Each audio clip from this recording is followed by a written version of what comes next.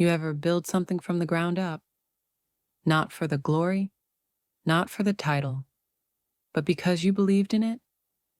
That was me.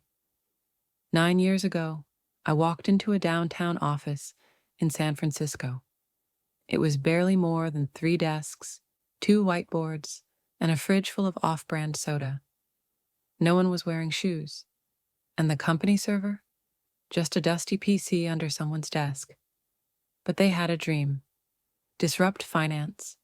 Build tools for people who'd been shut out of the system. Sounded noble. Sounded necessary. I was 26, fresh off a brutal stint at a hedge fund that made me question everything. They wanted someone who could turn spreadsheets into systems, someone who could architect the backbone of a company they hadn't even named yet. So I said yes. I spent nights writing code on an IKEA couch that sagged in the middle. Woke up with a laptop on my chest and coffee stains on the contracts I was reviewing. I wasn't just building numbers, I was building trust. Every formula, every permission tree, every automation, designed not just for function, but to protect the people this company claimed to care about. We grew, from seed funding to Series A, from dusty pitch decks to Wall Street attention. And while others practiced their TED Talks and polished their sneakers for the next TechCrunch party, I stayed in the shadows, making sure the machine worked, quietly. And when they needed someone to make sure the books balanced, to navigate audits, manage risk, integrate banking APIs, secure funding, prevent fraud, it was always me. I didn't wear the suit. I wrote the script for the suit to speak. I didn't want the credit. I just wanted the system to work, to be good. But here's the thing. In places built on promises, loyalty is only currency when it's convenient. And legacy? Legacy only matters when someone else can slap their name on it. There's something almost romantic about the early days of a startup. Not the ping pong tables or kombucha taps. I'm talking about the real early days, the duct tape and Google Docs era, when everything's held together by belief and bad caffeine. Back then, there was no finance department, no board meetings, just one overworked founder, 3 underpaid engineers, and me, trying to make numbers dance on a spreadsheet that kept crashing every time we got more than 10 users. But slowly, it grew. I built an internal ledger system that could reconcile in real time, a risk model that predicted cash flow needs weeks in advance, an AI-based alert system that flagged shady behavior before it turned into headlines. The kind of stuff investors notice, but never ask who wrote it. We hit Series A, then Series B. The office moved from a second-floor walk-up to a polished space with frosted glass doors and minimalist furniture no one could sit in comfortably. And yet, I never changed. While the founders practiced their pitches for VC meetings, I stayed late, balancing the burn rate against headcount growth. While the new faces filtered in and out with equity packages and buzzword-filled titles, I kept the core clean, secure, unshakable. At some point, people stopped seeing me, not out of malice, just familiarity. The one who always delivered, the one who never missed payroll, the one who caught that vendor fraud that could have cost us $800,000. But never told anyone, because that's what she does. I wasn't flashy, didn't speak in slogans, didn't tweet every win. But the funny thing about structure, you don't notice it until it's gone. By the time we were prepping for Series C, we were in a different league. Big investors, big egos, and a new obsession with optics. That's when I noticed something shift. Suddenly, image mattered more than infrastructure. Suddenly, we needed someone with a stronger presence to represent finance. And when I heard the words, brand forward CFO, something cold settled in my stomach. I had built the bones. Now they wanted to dress it in someone else's face. But I stayed quiet, because quiet is how I survive. It started with a meeting. Just another Tuesday. Gray skies outside. Cold brew in hand. Same glass-walled conference room where we'd mapped out everything, from compliance workflows to survival plans during market dips. But this time, something was different. No spreadsheets, no projections, just a slide deck titled Leadership Vision, Preparing for the Post-IPO Era. There were buzzwords everywhere. Brand agility, executive visibility, strategic storytelling. And then came the phrase that told me exactly where this was going. It's time we brought in a new kind of CFO. At first, I thought it was hypothetical, just corporate theater. But when they used words like fresh energy, public facing, and you've been invaluable in building the foundation, I knew. This wasn't brainstorming. It was a goodbye, being gift-wrapped in flattery. I sat there nodding as they floated names, external candidates, younger ones, talked about how optics mattered now, especially in investor calls, how someone with a more dynamic presence could position the company as bold, forward-thinking. Not once did they say I wasn't qualified. Not once did they question my numbers. Just image, as if a decade of building something bulletproof didn't photograph well enough. I didn't say much, just listened. That's the thing about staying quiet. People forget you're still watching. After the meeting, I walked back to my desk. My monitor was still on, code still running, reports still updating in real time. Nothing had changed, but everything had. I stared at the blinking cursor for a long time that afternoon, and in that silence, I made a decision. If they were going to replace the architect with a mascot, they better pray the walls were still standing when the cameras left. He walked in, wearing confidence like cologne. Crisp navy suit, tailored within an inch of its life. Hair just messy enough to seem effortless, and a smile built for panel interviews and polished LinkedIn headshots. The kind of guy who says, let's circle back, before he's even heard the question. They introduced him like he was the second coming of Warren Buffett and Steve Jobs rolled into one. Meet Grayson, they said, Harvard MBA, former VP of strategy at a crypto firm. Helped scale a neobank to $500 million valuation. No mention of the fact that firm collapsed last year. No mention of the class action lawsuits.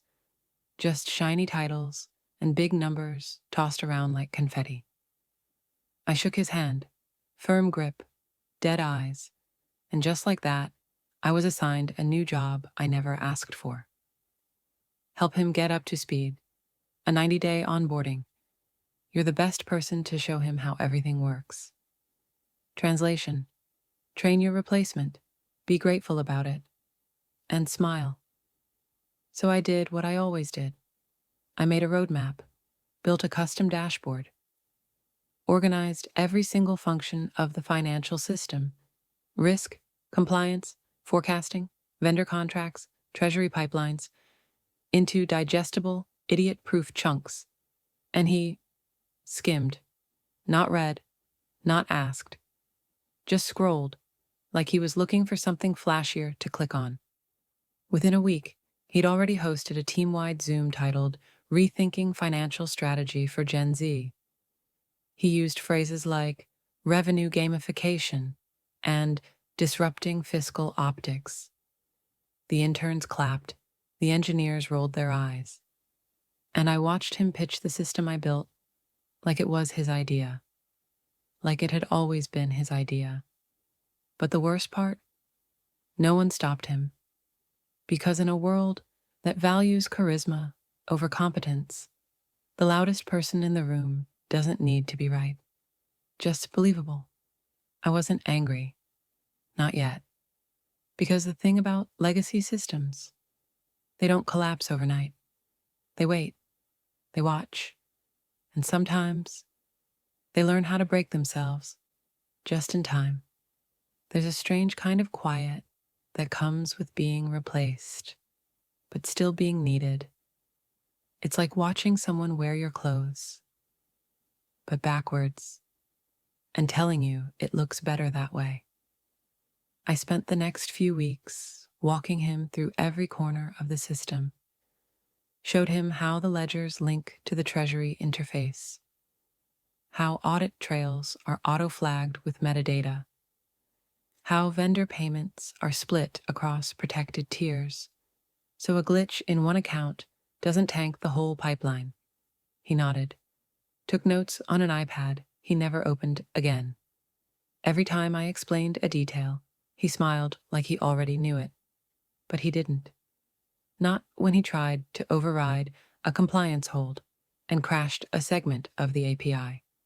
Not when he told the team he was going to simplify the structure by deleting what he called legacy code, without realizing he'd just removed the logic that protected the company from wire fraud.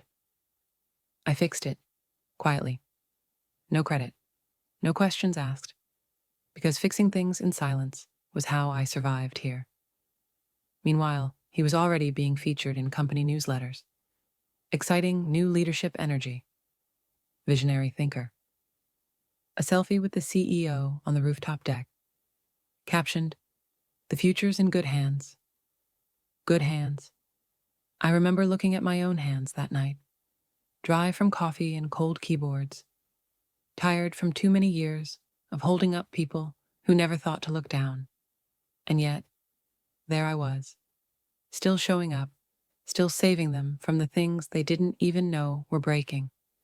Because somewhere, deep down, I thought maybe they'd notice. But they didn't. They never do. Until something explodes. And even then, they never remember who built the thing that kept it from exploding sooner. I wasn't angry. Not yet. But I had started counting days. 90.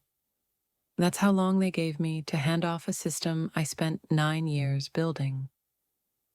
Funny.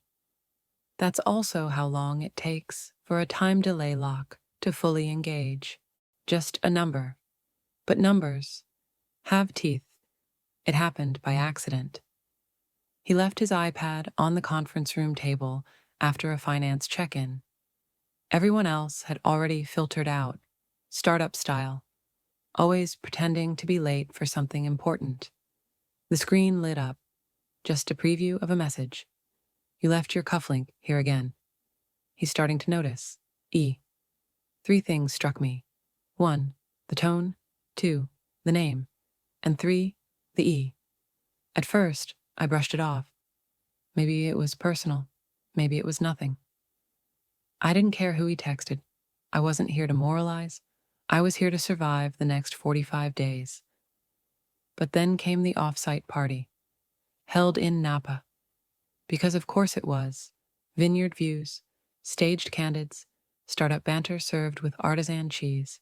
And there she was, Elle, wife of the CEO, sharp, beautiful, effortlessly poised, in a way only people born rich can be. She was laughing, shoulders tilted, hand grazing a suit jacket that didn't belong to her husband, his. I watched them from across the lawn, watched her mouth something to him behind her champagne glass, and him smirk like they were playing a private joke in a room full of people they already owned. Suddenly, everything clicked. The rapid promotion, the blind trust, the whispers in the hallway that stopped when I walked past. This wasn't about credentials. It wasn't even about the company anymore. This was about leverage, and someone was sleeping their way into power, literally. The thing is, in any other world, it would have crushed me. But that night, I didn't feel small.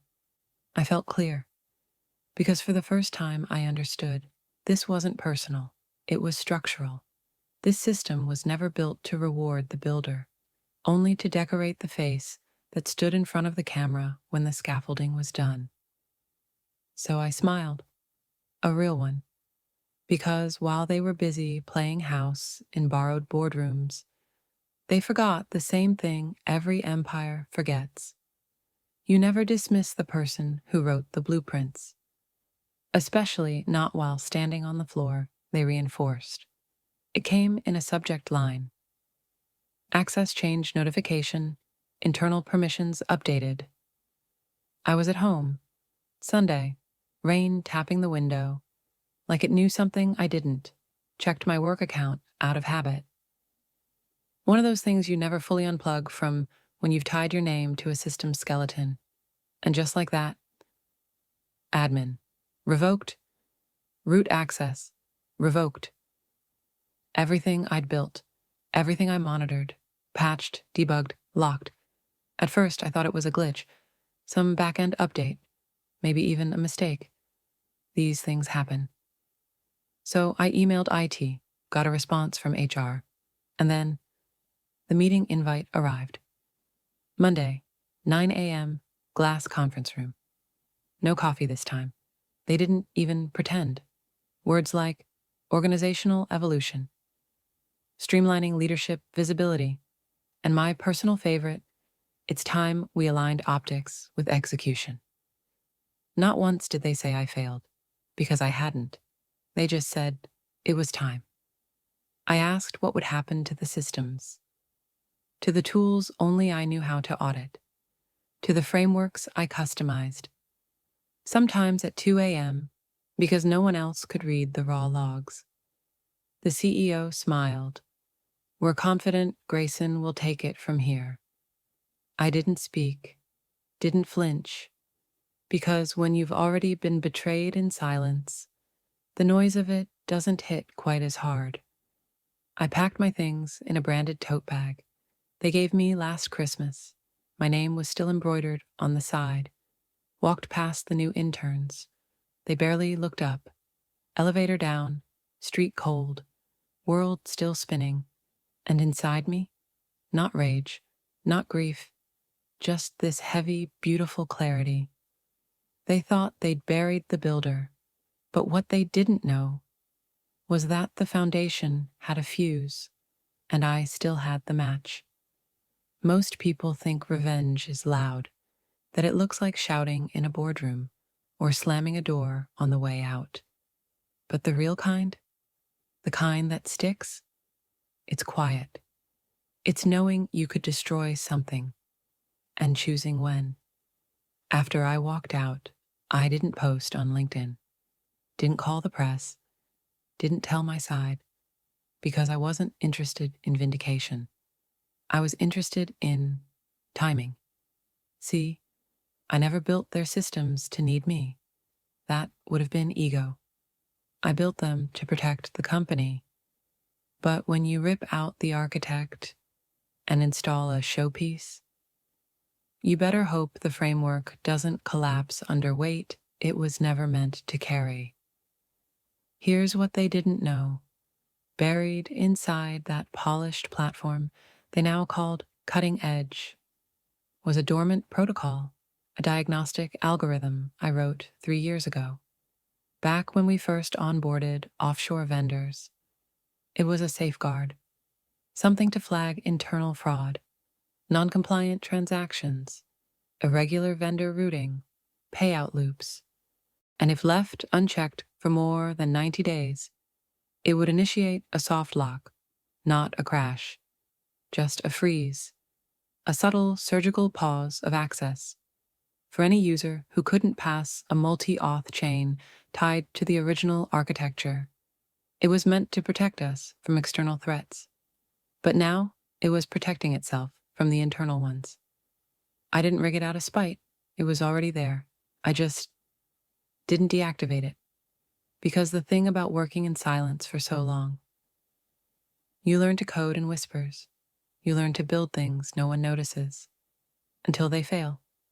And when they fail, they don't scream. They just stop listening. So I waited. Didn't log in. Didn't poke around. Didn't even check the logs. I let them believe they'd won because the clock was ticking and every system I'd ever touched was counting down. Today, 90. I didn't leave with fanfare, didn't take screenshots, didn't throw shade in Slack on my way out. But I did take one thing, a blueprint, not of the product, not the codebase. Those belonged to the company. What I took was mine. I took the audit trail logic I wrote in my first year, the version history, the original encryption key map I designed to separate domestic from foreign vendors before they even had a legal department. I took the layout of the kill switch logic tree, how the system interprets silence, flags inactivity, and reads internal inconsistencies as potential breaches. All of it legal. Because here's the thing, I built it under my own framework, long before they gave it a name, buried in the contract. Under clause 4.6.2, subsection D, was the truth. I owned the base logic, unless otherwise reassigned in writing. They never reassigned it. They just assumed I wouldn't remember. But I remembered everything. So I copied my documentation, clean, organized, versioned, air-gapped it onto a secure drive, encrypted, then encrypted again, tucked into a drawer in a storage unit, registered under a trust name they'd never trace back. Paranoia, number insurance, because even if I never touched the system again, I needed to be ready if it came calling. Then I did one last thing. I sent an email to the CEO. Subject line, all yours. Just 2 lines of text. Everything is ready. The system will run exactly as intended. No signature, no farewell. And with that, I walked out of the building, out of the culture that mistook polish for power, out of the silence that had long stopped meaning peace. I didn't know what would happen next, didn't need to, because what they didn't realize was they hadn't just fired a person, they'd removed the last human layer between chaos and control. And the system. The system had a memory of its own. At first, it was all celebration. They announced the new CFO on LinkedIn with a polished black and white headshot. Words like trailblazer, visionary, next-gen leadership. A video of him giving a fireside chat, talking about reinventing risk, as if risk was a mood board instead of a science. Inside the company, they hosted a virtual town hall, talked about fresh energy, modern perspectives, even mentioned something about redefining what a legacy system can look like. And outside?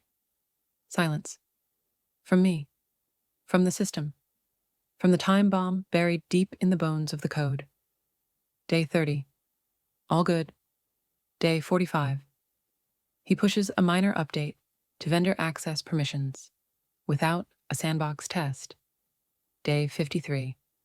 An internal alert flags an unusual payout pattern. No one notices. The new team's too busy planning a media feature on ethical finance at scale. Day 72. He initiates a high-value wire to an offshore account labeled consulting retainer. No backup documentation, no oversight, just a 6-figure transfer wrapped in buzzwords. And that was the key. The one pattern I built the whole protocol to detect, an outbound transaction over threshold, linked to a shell corp with no verified tax ID. The kind of thing that doesn't trip alarms in most systems. But mine wasn't built for most companies. It didn't trigger immediately. That would have been too easy. It waited. waited for confirmation, for a second attempt, for a sign that it wasn't a mistake, but a pattern. Day 89. Transaction repeated. Vendor changed. Same routing. Same invisible footprint. And that night, while the company slept, the lock engaged. Not a shutdown. Not a crash. Just stillness. A silent freeze across admin dashboards. Authorization failures. APIs stuttering mid-sync. Automated alerts rerouted straight into quarantine. The system didn't yell, didn't blink red. It just stopped letting them in. And while they scrambled to figure out why, while panic started trickling through Slack threads and C-suite WhatsApps, the timer hit 0, and the silence started speaking. It started with a permissions error, small, blinking, brushed off as a glitch in the SSO integration.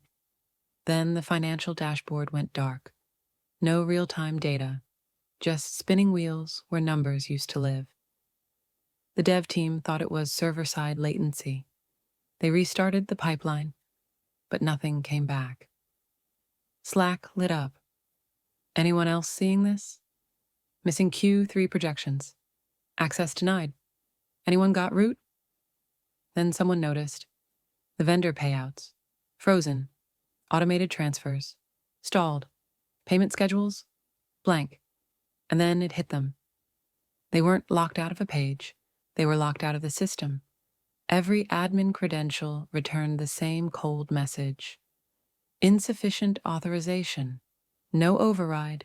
No backdoor. No escalation path.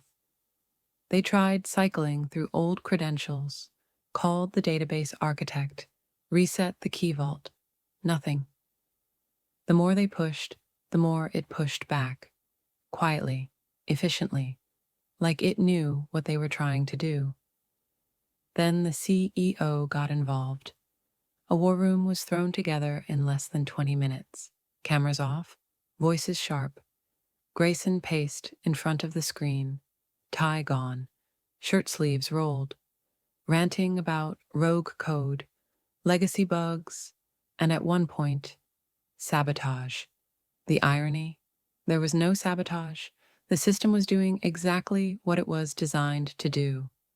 It was protecting itself from internal fraud, from unauthorized overrides, from people who thought they could wear the title without earning the trust. Because the thing is, when you gut the people who understand the blueprint, don't be surprised when the house stops making sense. I wasn't watching any of it, but I didn't have to. I knew that silence. I had designed that silence. And now, it had arrived. Day 91. The cracks were too wide to cover. Payroll missed its first cycle in company history. Investors started asking questions no one had answers to. And the offshore payment trail? Someone finally traced it. Turns out, the account wasn't just unverified. It was flagged in 2 jurisdictions for money laundering risk. That's when the board got involved. Emergency session. No slides. No polished talking points. Just panic. Someone from legal mentioned whistleblower exposure. Another asked why no one had seen the red flag sooner. And someone else asked the one question they'd all been dancing around. Who built this system? And that's when everything stopped. Because they all knew the name. The one no one wanted to say out loud. The one they'd quietly removed from all documentation. The one who hadn't spoken a word in 3 months. Me. The same person who sat in that boardroom year after year, quietly saving them from themselves. The same one they replaced with a smile and a pitch deck. Suddenly, calls were being made. I got a voicemail from a number I hadn't seen since my exit interview. Then an email from someone with chief in their title, but panic in their punctuation. Subject line, urgent, system recovery assistance. I didn't reply. Not at first, Because sometimes you let the silence settle. You let them sit in the storm they built with your stolen bricks. And when they finally realize they're not just locked out, they're dismantled from the inside, that's when you answer. Not with anger, not with revenge, just with terms. The first message came dressed in urgency. The second, dressed in desperation. By the third email, they had dropped the legal language. It was just a name and a plea. We need your help. I waited 2 more days, not to be cruel, just to be clear. Because silence isn't revenge, it's reflection. And sometimes, it's the most painful mirror you can hold up. When I finally replied, I didn't offer a quote. I offered a condition. One-time unlock, $1.2 million, no future access, no credit, no conversation. They tried to negotiate. Of course they did. Said I was being emotional. Said I was damaging the company I helped build. I didn't flinch, because let's be honest, they were never protecting what I built. They were preserving their ability to take credit for it. They offered equity, PR spin, a seat at the table again. But I didn't want the table. I wanted peace. So I sent the invoice. And when the wire hit my account, I didn't respond with thanks. Didn't leave a signature. Just a zip file and 5 words. Use wisely. You get one. No follow-up, no instructions. Because if they couldn't read the system by now, they didn't deserve it. That night, I sat on the balcony of a tiny rental near the coast. Salt in the air, feet up, phone off. And I thought about legacy. Not the kind they write into mission statements, the quiet kind, the kind you leave behind. Not in headlines, but in firewalls. Let them rebuild. Let them try. But now they know. The real power was never in the title. It was in the silence they dismissed. Until it answered back. It took them less than 12 minutes to open the zip. Inside, a clean executable. No tricks, no traps. Just the right key, wrapped in the right silence. They ran it, carefully, nervously. Probably in a sandbox first. Didn't matter, it was coded with intent, not malice. The system unlocked, dashboards blinked back to life, payment rails resumed their quiet rhythm, logs synced, red flags archived. Each one stamped with a breadcrumb trail that led straight back to the decisions they made. I didn't watch it happen in real time, didn't need to. The silence told me everything. And then came the real request. Not from the CEO, not from legal, from the board. They wanted a forensic report, a full audit of what went wrong, what got missed, and what got buried. So I gave them exactly what they asked for. Every file, every ignored flag, every timeline mismatch and conflict of interest. Proof that the consulting retainers were rerouted to a company tied to a family trust, and confirmation that only one person had approved it. They thanked me, wired a bonus I never asked for, offered to reinstate my access, offered a title, Interim CTO, Trust and Infrastructure. I declined, not out of pride, out of peace. Because once you learn to build without recognition, you also learn when it's time to walk away from applause. I didn't want the stage. I didn't need the credit. I had what I came for: truth and distance. I logged in one final time, reset the admin structure, reinforced the internal firewalls, left notes for whoever came next. Not about power, but about responsibility. And then I logged out, for good. I didn't stick around to watch it fall apart. Didn't read the headlines. Didn't refresh Twitter. Didn't click the articles people sent with subject lines like, "You were right. Thought you want to see this." I didn't. Because truth, when done right, doesn't need an audience. The CEO stepped down quietly. No press conference, just a dry statement buried in an investor newsletter. Pursuing new ventures. The Golden Boy? Gone. His LinkedIn? Vanished. His name removed from team pages like it had never existed. No farewell post, just silence. The same kind he never knew how to respect. Internally, they called it a compliance misfire. Externally, they blamed a third-party tool. No one ever mentioned me. Not by name, not in print. But the system? It remembered. Because for all their branding and bravado, they forgot the one thing every builder knows. When you pour yourself into something, it knows you. It runs because of you. It breaks when you're gone. And if you leave pieces of yourself inside, it never really lets them forget. I didn't want revenge.